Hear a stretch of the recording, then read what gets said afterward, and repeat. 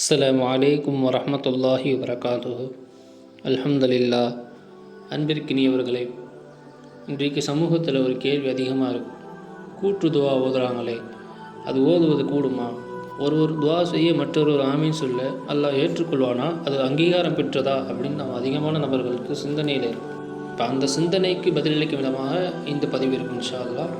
அல்லாஹ் தஆலா குர்ஆனில் அதற்கு ஒரு ஆதாரமாக கூட்டு துவா செய்யலாம், ஒருவர் துவா செய்ய இன்னொருவர் ஆமீன் சொன்னால் அந்த துவா ஏற்றுக்கொள்ளப்படுங்கிறதுக்கு ஆதாரமாக குர்ஆனில் எல்லாம் ஏதாவது கூறியிருக்கிறானான்னு நீங்கள் கேட்டிங்கன்னா, குர்ஆன்லேயும் ஒரு விளக்கமாக ஒரு ஆயத்து இருக்கிறது. சூரத் யூனுஸில் 88வது வசனத்தை நீங்கள் பார்த்தீங்கன்னா புரியும். அல்லாஹ் கூறுகிறார், வகால மூஸா ரப்பனா இன்னக ஆதைத ஃபிர்அவுன வமலஅஹு ஸீனத்தன் வஅம்வாலன் ஃபில் ஹயாத்தித் துன்யா ரப்பனா லியுதில்லு அன் ஸபீலிக் ரப்பனா தமிஸ் அலா அம்வாலிஹிம் வஸ்ஜுத் அலா குலூபிஹிம் ஃபலா யுக்மினு ஹத்தா யரவுல் அஸாபுல் அலீம். இங்கே மூஸா அலைஹிஸ்ஸலாம் துவா செஞ்சாங்கன்னு சொல்லி அல்லாஹ் தஆலா அந்த ஆயத்தில் பதிவு செய்யலாம். ஏன்னா மூஸா அலைஹிஸ்ஸலாம் அவர்கள், எங்களுடைய ரப்பே, நிச்சயமாக நீ ஃபிர்அவுனுக்கும் அவருடைய கூட்டத்தாருக்கும் செல்வத்தையும் அலங்காரத்தையும் உலகத்தில் அதிகமாக கொடுத்துருக்கு. அந்த கொடுத்த செல்வங்களை வச்சு அவங்க வழிதவறி போகிறாங்க, வழிகெடுத்து விடுவார்கள், மக்களை எல்லாம் வீணாக்கிறாங்க. அப்போ ரப்பே, அந்த பொருட்கள் மீதும் அவருடைய இதயங்கள் மீதும் கடினத்தை உண்டாக்கு, அந்த பொருட்களை எல்லாம் அழிவை கொடுத்து இதயத்தின் மீது கடினத்தை உண்டாக்கி அவர்களுக்கு வேதனையை கொடு, அவங்க வேதனையை காணும் வரை ஈமானை ஏற்றுக்கொள்ள மாட்டாங்கன்னு துவா செய்கிறாங்க. இந்த துவாவுக்கு அல்லாஹ் பதிலளிக்கும் விதமாக அடுத்த ஆயத்தில் கூறான், கால உஜீபத் தஅவத்துக்குமா. அல்லாஹ் சொல்கிறான், கால உஜீபத் தஅவத்துக்குமா, உங்கள் இருவருடைய துவாவையும் அல்லாஹ் ஏற்றுக்கொண்டான். அந்த துவா செஞ்சது மூஸா அலைஹிஸ்ஸலாம் தான் மேலே ஆயத்தில் சொல்கிறான்.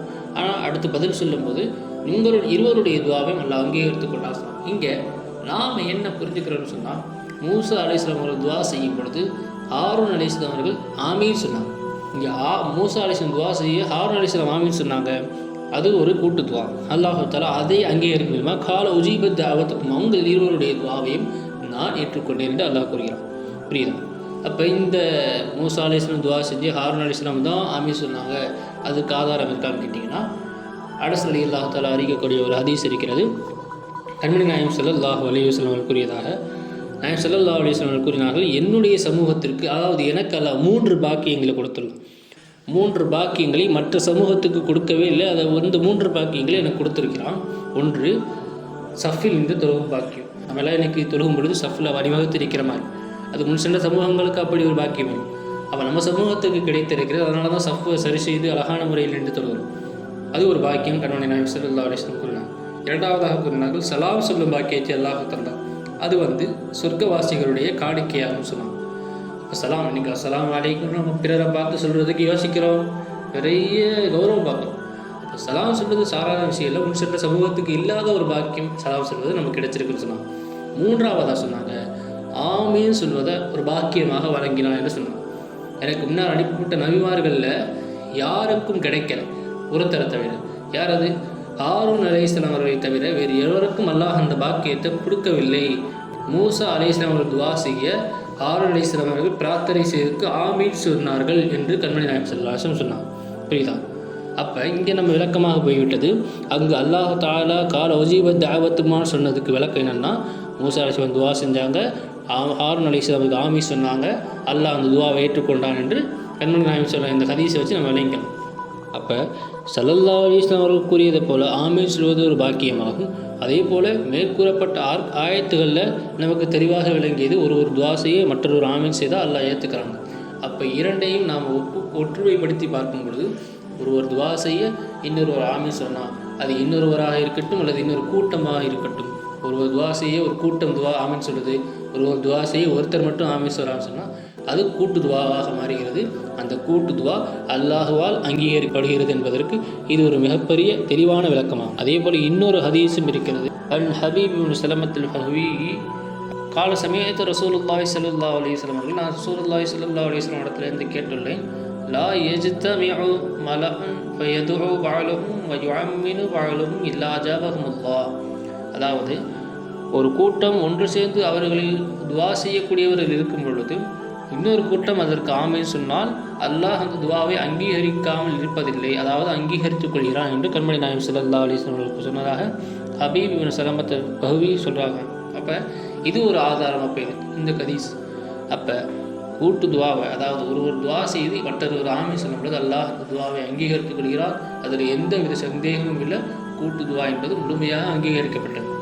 கண்மணி நாயகம் ஸல்லல்லாஹு அலைஹி வஸல்லம் அவர்கள் கூட்டு துவாவிற்கு ஆமீன் சொல்லியிருக்கிறார்களா என்று நீங்கள் கேட்டிங்கன்னா, ஸைத் இப்னு சாபித் ரலியல்லாஹு தஆலா கூறினாங்க, நானும் அபூ ஹுரைரா ரலியல்லாஹு தஆலா அவர்களும் இன்னொரு நண்பரும் 3 நபர்களும் துவா செய்து கொண்டிருந்தோம். ஒரு விஷயத்துக்காக வேண்டி 3 பேரும் ஒரு ஒப்பந்தம் செய்து துவா செய்ய ஆரம்பித்தோம்.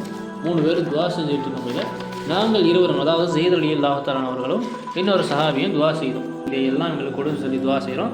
ஒருவர் துவா செய்ய 2 நபர்கள் ஆமீன் சொல்லும் விதமாக துவா செய்து முடிச்சிட்டோம்.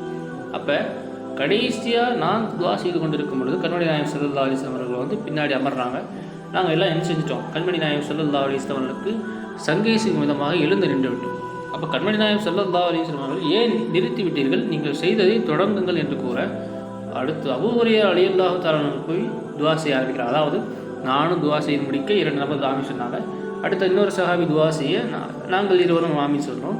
3ஆவதாக அபூ ஹுரைராவுடைய தவணை வரும்பொழுது அவர் சென்று துவா செய்கிறார். கண்மணி நாயகம் ஸல்லல்லாஹு அலைஹி வஸல்லம் பின்னாடி இருக்கிறாங்க. அப்போ அவர் துவா செய்கிறார், யா அல்லாஹ், இது எனக்கு முன்னால் என்னுடைய சகோதரர்கள் கேட்ட அத்தனை விஷயத்தையும் எனக்கு கூட எனக்கு மறந்து போகாத கல்வியையும் கொடுன்னு சொல்லி துவா செய்கிறாங்க. கண்மணி நாயகம் ஸல்லல்லாஹு அலைஹி வஸல்லம் துவாவுக்கு ஆமீன் சொன்னாங்க. அப்போ இது கண்மணி நாயகம் ஸல்லல்லாஹு அலைஹி வஸல்லம் அவர்கள் ஒரு துவா செய்ய பின்னிருந்து அமர்ந்து ஆமீன் சொன்னார்கள் என்பதற்கு ஒரு மிகப்பெரிய ஒரு ஆதாரம். நாம் ஆமீன் சொல்லலாம். ஒரு துவா செய்யும் பொழுது அந்த ஆமீன் சொல்லுவதற்காக அல்லாஹ் அந்த துவாவை ஏற்றுக்கொள்கிறான் என்பது இதை விட மிகப்பெரிய ஒரு ஆதாரம் தேவையில்லை. அல்லாஹு தஆலா புரிந்து கொள்வானாக. கூட்டு துவா என்பதற்கு ஆதாரங்கள் அழகான முறையில் நாம் கூறியிருக்கிறோம். இன்ஷா அல்லாஹ் அதை நாம் சந்தேகிக்காமல் முழுமையாக அங்கீகரித்துக் கொள்வானாக. அல்லாஹு தஆலா நம் அனைவருக்கும் தௌஃபீக் தருவானாக. நம்முடைய தேவைகள் அனைத்தையும் அல்லாஹு தஆலா நிறைவேற்றி தருவானாக. அஸ்ஸலாமு அலைக்கும் வரஹ்மத்துல்லாஹி வபரகாத்துஹு.